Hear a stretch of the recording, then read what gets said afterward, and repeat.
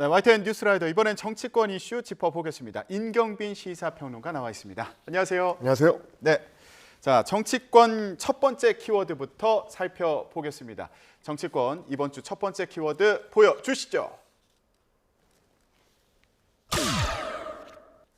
잘라버려. 네, 이거 누가 한 얘기인가 봤더니 정광훈 사랑제일교회 목사가 한 얘기입니다. 자, 무슨 얘기일까요? 먼저 정광훈 목사의 발언을 들어보고 오겠습니다. 홍준표 대구시장님, 당신도 강화문에 와서 연설했잖아. 내가 이런 무례한 말을 해야 되겠어. 이 말이야.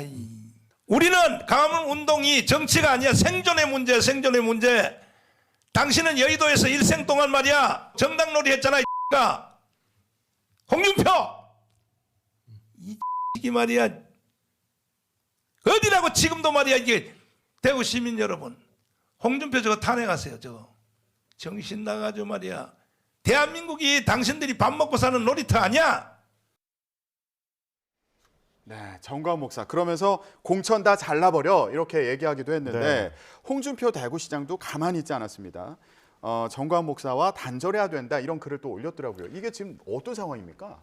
본인의 페이스북에 이제 홍준표 대구시장이 올린 얘기인데 목회자답지 않게 욕설을 입에 달고 다니면서 자제력을 잃고 거친 말을 함부로 내뱉는다. 그 목회자를 숭배하는 사람들은 당을 떠나서 우리 당을 떠나서 그 교회로 가라. 이렇게 굉장히 좀 강하게 비판을 한 건데. 예. 아마도 이제 맥락상으로 보면 홍준표 대구시장이 최근 이제 며칠 동안 계속해서 이제 김재원 최고위원을 이제 비판하는 글을 올렸거든요. 그러면서 이제 전광훈 목사하고의 어떤 인연을 이렇게 계속 이제 이어가는 거는 당에 좋지 않다. 내년 총선을 위해서도 이제 단절이 필요하다라고 예. 강조했던 거에 대해서 이제 전광훈 목사 쪽에서 좀 반발하는 걸로 보이는데 상당히 좀 이제 표현들이 거칠죠. 그러네요. 이제 그러다 예. 보니까 뭐 과연 실제로 이분이 뭐 여당하고 얼마만큼 밀접한 관계가 있는 거냐, 혹은 당내 정광훈 영향력이 있는 목사가. 거냐, 그렇습니다. 이런 걱정하는 목소리들이 있는데 어. 실제로 뭐 김재원 최고위원 같은 경우는 이 뭐 전당대회의 마지막에 보면 수석 최고위원으로 치고 올라올 수 있었던 게 혹시 정광훈 목사가 동원할 수 있는 당 내에 이제 이 보수 기독교 지지자들이 예. 어느 정도 좀 영향을 미친 거 아니냐라는 얘기가 나오다 보니까 예. 뭐 대구시장하고는 상당히 좀 그런 측면에서는 뭐 이익 관계가 좀 다르죠. 그래서 홍준표 시장 같은 경우는 나중에 이제 대선까지를 목표로 두고 있는 사람이기 때문에 당내 선거에서의 한 2~3% 정도 움직이는 것보다는 조금 더 넓은 지지층에 호소하겠다. 뭐 예. 이런 걸로 좀 보입니다. 예. 자, 김재원 최고위원 같은 경우에 이제 최고위원 당선되고 나서 정광훈 목사 그 예배에 참석한 직접 참석을 했었죠. 예, 그 장면이 이제 논란이 되기도 했고, 그리고 최근에는 정광훈 목사가 우파 천하 통일을 했다, 예, 이런 발언으로 또 논란이 반복되기도 했는데 이걸 이제 홍준표 대구시장이 비판을 했죠. 맞습니다. 요걸 두고 또 정광훈 목사가 다시 한번 또 비판하는 그런 상황이었습니다. 자, 그런데 아니 홍준표 시장 향해서 정광훈 목사가 광화문 집회 참석하지 않았냐 이러면서 또 공격을 했거든요. 그랬더니 홍준표 시장이 아니 나 그 집회는 정광훈 목사 보고 간 거 아니었다. 또 이렇게 반박을 했어요. 이거 무슨 얘기예요? 그때 이제 문재인 타도 집회였기 때문에 내가 참석을 한 거지 전광훈 목사를 보고 간 건 아니다. 그러면서 이제 이재호 전 장관이 이제 광화문 집회 당시 뭐 적극적으로 참여하고 있었기 때문에 예. 이재호 전 장관이 부탁을 해서 간 거지 전광훈 목사 때문에 나간 거 아니다. 이렇게 이제 얘기를 했는데 사실 그것도 조금 옹색한 변명이긴 해요. 이제 왜냐하면 그 당시에 이제 정광훈 목사를 비롯한 그 이제 세력들이 사실상 광화문을 마치 이제 뭐 전세 낸 것처럼 굉장히 좀 집회를 이제 세게 하고 있었다는 거는 뭐 주지의 사실이고요. 또 하나는 이제 그 당시 야당 인사들이 뭐 홍준표 대표뿐만이 아니라 많은 이제 유력 어떤 정치인들이 광화문 집회에 적극적으로 좀 결합을 하고 있었기 때문에 그게 뭐 단순히 이제 집회 성격을 가지고 그렇게 얘기할 수 있는 거는 또 아니고, 또 하나는 뭐냐면 홍준표 이 대구시장이 2017년에 대선 후보로 나왔을 때도 굉장히 정광훈 목사를 비롯해서 이제 정광훈 목사의 추종자들하고 좀 밀접한 연관이 있다라는 주장은 당시에도 나왔습니다. 그 당시에 정광훈 목사가 뭐라고 주장을 했었냐면 예. 홍준표 후보가 뭐 동성애 반대라든지 뭐 차별금지법 반대 같은 이런 우리 기독교가 원하는 모든 사안을 들어주기로 했다. 내가 직접 통화를 했다. 그렇기 때문에 우리가 홍준표 후보를 지지한다라고 공식적으로 지지 선언을 하기도 했었고, 예. 뭐 마치 이제 그 발언을 받은 것처럼 당시 홍준표 후보가 대선 후보 방송 토론 자리에서 동성애와 관련된 문제를 꺼내가지고 문재인 후보하고 설전을 벌이기도 했었거든요. 그러다 보니까 아주 관계가 없는 사이는 예전에는 아니었다. 근데 지금은 정치적으로 약간 좀 입장이 좀 달라졌기 때문에 저렇게 좀 선긋기를 하는 거 아니냐, 이렇게 보는 게 좀 맞지 않나 싶습니다. 그 배경이 뭔지도 참 궁금해요. 그러니까 이전에는 지금 말씀하신 것처럼 이제 집회에도 참석하고, 물론 홍준표 시장은 이게 전 목사 보고 간 거 아니다 이렇게 얘기는 하고 있지만, 말씀하신 것처럼 어쨌든 광화문 집회에 참석을 하기도 했고, 근데 지금은 선을 긋는 그런 입장인 거잖아요. 그렇습니다. 뭐 그 사이에 뭐 다른 일이 있었습니까? 일단은 이제 홍준표 시장의 입장이 좀 달라졌고요. 전광훈 목사의 입장도 좀 달라졌습니다. 2017년 대선 같은 경우는 전광훈 목사를 비롯해서 소위 보수 기독교계가 당시 야권에 가지고 있던 영향력이 지금보다는 조금 더 이제 컸다.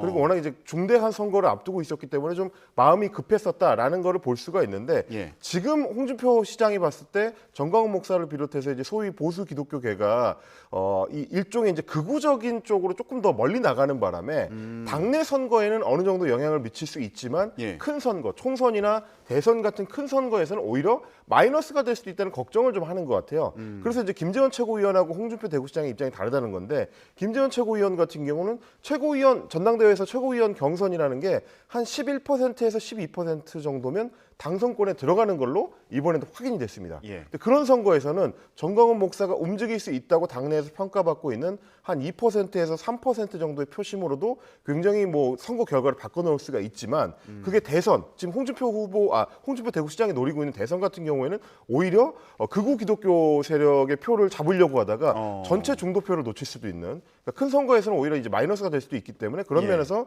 서로 좀 입장 차이가 발생하는 거고, 김재원 최고위원 같은 경우는 지난 대구시장 경선 때, 지방선거를 앞두고 대구시장 경선 때 홍준표 대구시장하고 직접 맞붙었던 경쟁 관계로 좀 바뀐 측면이 있습니다. 그러다 보니까 김재원 최고위원에 대해서도 홍준표 시장이 조금 더 이제 공격적으로 나가고, 이 김재원 최고위원이랑 밀접한 연관이 있다고 보여지는 전광훈 목사에 대해서도 강경하게 나가고, 예. 이런 측면이 있습니다. 예. 자, 김재원 최고위원 같은 경우에 이제 전광훈 목사 관련해서 일단 발언이 논란이 되기도 했는데, 당내선 이거 그냥 이제 뭐 정리가 된 겁니까? 이렇게 넘어가는 거예요? 어떻게 봐요? 뭐 일단 김재원 최고위원이 앞으로는 전광훈의 전자도 안 꺼내겠다고 공식적으로 얘기를 했기 때문에 그래서 이제 그걸로 인해서 이제 유야무에 좀 넘어가는 분위기가 되고 있는 것 같긴 해요. 예. 근데 이제 왜 그럴 수밖에 없냐면, 뭐 아까도 제가 말씀드렸지만 이전에도 뭐 나경원 그 당시 원내대표나 아니면 이제 황교안 당시 미래통합당 대표나 이런 이제 당시 야권의 주요 유력 정치인들이 대부분 광화문 집회와 아주 밀접한 연관이 있었고요. 뭐 홍준표 대구시장을 비롯해서 김진태 강원지사도 그때 굉장히 적극적으로 참여를 했었기 때문에 예. 시원하게 이쪽에 대해서 쓴소리를 할 수 있는 인사가 여권 내에 그렇게 사실 많지는 않습니다. 자기들도 다 조금씩 걸려 있기 때문에 이제 그런 측면에서도 강하게 김재원 최고위원한테 문제 제기를 할 수 있는 상황은 아닌 것 같다. 그러다 보니까 이제 당내 일각에서 특히 뭐 이준석 전 대표 같은 경우는 왜 나는 양두구육이라는 말만 했다고 다음권 정치 1년 징계를 받았는데 예. 5.18과 관련해서나 이제 이런 발언들을 훨씬 더 강경한 발언을 많이 한 김재원 최고위원은 그냥 넘어가느냐라는 불만, 이 문제 제기도 좀 나오고 있습니다. 네, 김재원 최고위원이 5.18 정신 헌법 수록에 반대한다. 헌법 전문에 이제 싣는 거 반대한다. 이런 입장을 밝혀서 이제 뭐 논란이 불가능하다 이런 얘기도 했었죠. 예. 자, 앞으로 이게 논란이 반복될지 이거 좀 지켜보기로 하고요. 자, 정치권 이슈 다음 키워드도 얘기해 보겠습니다. 보여주시죠. 서문시장이 뭐길래? 아니 저도 이거 참 궁금했어요. 네. 예. 자, 윤석열 대통령 일단 지난 금요일부터 토요일까지 1박 2일 일정으로 자, 여러 곳을 갔습니다. 근데 이게 참 흥미로운 게 지역을 보니까 경남 통영, 전남 순천, 경남 진해를 거쳐서 대구로 갔습니다. 네. 그러니까 이게 동서를 순회했다 이렇게도 이제 표현을 하더라고요. 뭐 물론 그렇기는 합니다만 숫자상으로 보면 이제 이 호남 쪽에는 순천 한 군데고 나머지는 이제 영남권이긴 한데, 예. 그리고 또 이제 뭐 주말 동안에 뉴스를 보셔서 아시겠지만 대부분의 상징성은 대구 이제 라이온즈 파크에서의 이제 시구 예. 하는 장면하고 서문시장 쪽에 초점이 좀 맞춰져 있습니다. 어. 다만 지금 말씀하신 것처럼 굉장히 대통령의 일정이라기보다는 오히려 대선 후보의 이제 선거 일정처럼 유세 일정처럼 보이는 그러게요. 좀 광폭 행보를 좀 보인 셈인데 결국 이제 이번 주말 일정의 핵심은 소위 보수 핵심 유권자층, 핵심 지지층한테 대통령이 조금 호소하는 모습. 그래서 서문시장이라든지 뭐 대구 구장해가지고 시구한 거라든지 그런 것들이 다 대체로 TK 핵심 지지층에 이제 호소하는 예. 그런 모습이 조금 더 가까웠지 않나 이렇게 평가를 좀 해봐야 될 것 같습니다. 예. 자, 서문시장 얘기도 했는데 이게 서문시장 100주년 기념식에 참석해서 눈길을 끈 건데 윤석열 대통령 같은 경우 이제 후보 시절부터 해서 6번째 방문한 거다. 예, 이렇게 나왔습니다. 이거 네네. 유독 자주 찾는 거 아닙니까? 굉장히 좀 이례적이긴 해요. 특히 지금 같은 경우는 집권하고 나서 아직 1년이 안 된 시점인데 아무리 보수 대통령들, 뭐 이명박 전 대통령이나 박근혜 전 대통령들도 위기 때마다 서문시장을 찾아서 소위 이제 길을 받는다고 하죠. 거기 가면 막 지지층이 굉장히 좀 적극적으로 호응을 해주고 와서 악수도 많이 해주고 하다 보니까 보수 대통령들은 길을 받는다고 하는데 윤석열 대통령은 집권 아직 1년 차밖에 안 된 상황에서도 그만큼 지지율이 굉장히 좀 안타까운 상황이다. 지지율에 있어서 영향력을 미칠 수 있는 보수 지지층에 조금 호소하기 위한 목적이 좀 강하다라고 봐야 되는 거고 예. 두 가지 측면을 봐야 되는 게 서문시장 같은 경우는 상징성하고 실질성이 둘 다 있는 장소입니다. 워낙에 이제 수도권 이남 지역에서는 서문시장이 전국에서 가장 큰 시장 중에 하나로 꼽히고 그렇군요. 뭐 예. 이 뭐 상인들만 해도 한 2만여 명 정도가 이제 그 지역에 장사를 하고 있다고 하니까 일단은 규모도 상당히 크고 그리고 역사성이나 상징성 측면에서 봤을 때 제가 말씀드린 것처럼 보수 정치인들이 위기에 처했을 때 찾는 곳이다라는 상징성이 있는 곳이다 보니까 그런 의미가 또 이제 부여되어 있는 그렇습니다. 곳이니까. 이제 보수 정통성이 상대적으로 이명박이나 박근혜 전 대통령에 비해서 약한 윤석열 대통령 같은 경우는 오히려 그런 예전 뭐 보수 대통령들에 비해서 오히려 더 적극적으로 자주 찾게 되는 거 아니냐. 뭐 이런 측면도 좀 같이 볼 필요는 있는 것 같습니다. 예, 최근에 이제 한일 정상회담 이후에 여러 논란이 불거지면서 이런 상황을 타개하려는 거 아니냐, 지지층 결집을 노리는 거 아니냐 이런 해석도 나오고 있는데 심평 변호사가요. 네. 윤석열 대통령 멘토다. 일부에서는 이렇게 또 부르기도 했었는데 심평 변호사가 작심 발언을 했습니다. 자, 자기 지지층을 향한 구애에 과도하게 치중하고 있다. 요거 달콤한 늪이다. 빠져나와야 된다. 이렇게 얘기했어요. 이거 왜 그렇다고 봐야 되는 거예요? 뭐 일종의 이제 쓴소리를 한 셈인데요. 제가 뭐 아까도 말씀드렸다시피 지지층에 호소하기에는 지금 집권한 지 얼마 안 됐다는 문제가 있어요. 게다가 이제 1년 남겨두고 있는 총선을 위해서는 지지율을 제고할 수 있는 어떤 근본적인 대책이 나와야 되는데 예. 지지층 호소 전략으로 가는 거는 뭐 일종의 이제 거북이가 등딱지 속으로 이제 도망가는 것처럼 이 지지층만 결집시키려는 노력만으로는 이 지지층을 넓히는 거는 한계가 있을 수밖에 없는 거다 보니까 예. 심평 변호사 입장에서 봤을 때는 지금 아직은 지지층 결집을 노릴 때가 아니고 중도 확장을 더 이제 노력할 때다라는 판단을 하는 것 같고 총선을 앞둔 대전략이 필요하다. 예. 그런 고민들이 여권 내에서도 나오고 있는 것 같습니다. 수도권과 이제 중도층을 잡을 고민을 해야 된다. 그렇습니다. 아직은 좀 장기적 포석이 필요하다라는 얘기겠죠. 그렇군요. 자, 알겠습니다. 오늘 제주 4.3 75주년 추념식 열린 날인데 민주당에서는 이 얘기를 했습니다. 야구장 갈 시간이 있고 4.3 추념식 참석할 시간은 없냐 이렇게 얘기했는데 대통령실 입장에서는 이게 당선인 신분으로 또 참석을 했었잖아요. 지난해. 그러니까 이거 매년 대통령이 참석해야 되는가 이 부분에 대한 고민이 있었다. 이번엔 총리가 가는 게 적절하다고 판단했다. 이렇게 답했더라고요. 물론 이제 그 말이 아주 일리가 없는 건 아닙니다. 뭐 매년 같은 행사에 대통령이 매번 참석하게 되면 다른 행사들하고의 이 형평성 문제가 제기될 수 있기 때문에 예. 고려는 할 수 있죠. 근데 문제는 뭐냐면 당선인 신분으로 참석하는 거하고 대통령 신분으로 참석하는 거는 상당히 의미가 다를 수밖에 없는 거고 올해 같은 경우는 이제 대통령이 당선되고 나서 처음으로 갖는 4.3 기념식이기 때문에 여기에 대해서는 조금 더 적극적으로 좀 참여를 했어야 되지 않느냐라는 생각이 드는 것이 왜냐하면 최근 들어서 제주 4.3 사건을 두고 역사적으로 폄훼하려는 시도들이 여권 중심으로 이제 나오다 보니까 예. 더 적극적으로 대통령이 선을 그어줄 필요가 있었다라는 얘기가 나옵니다. 뭐 태영호 최고위원 같은 경우에 선거 기간 동안에 뭐 김일성이 사주를 한 공산 폭동이다 이런 식의 발언을 했다가 제주도민들의 이제 강력한 항의를 받기도 했었고 예. 최근에 보니까 이제 4.3 추념식을 앞두고 소위 서북 청년단이라고 해가지고 역사적으로는 4.3 사건에 있어서 민간인 학살에 적극 동참을 했었던 그 서북 청년단의 이름을 계승하는 극우 단체가 제주에 가가지고 이 역사적인 사건을 이제 폄훼하는 플랜카드를 걸고 이래서 제주도 내에서도 굉장히 좀 큰 논란이 됐었거든요. 이게 결국은 대통령실이나 혹은 여권에서 정확하게 선을 그어주고 명확한 신호를 보내주지 않기 때문에 예. 마치 지난번 3.1절 기념식 이후로 일장기 목사가 나왔던 거랑 좀 어떻게 보면 좀 비슷한 거거든요. 선을 그어주면서 역사적인 왜곡을 하려고 하거나 이 도민들을 이제 모욕 주려는 행위에 대해서는 분명히 단호한 조치를 하겠다라는 신호를 보여줄 필요가 있었다. 그런 측면에서도 여권이 조금 더 적극적으로 나와야 된다라는 좀 아쉬움들이 많이 있는 것 같습니다. 예, 민주당에서도 이제 그런 목소리를 내고 있는 상황이고요. 정치권 키워드 마지막 이슈 보여주시죠.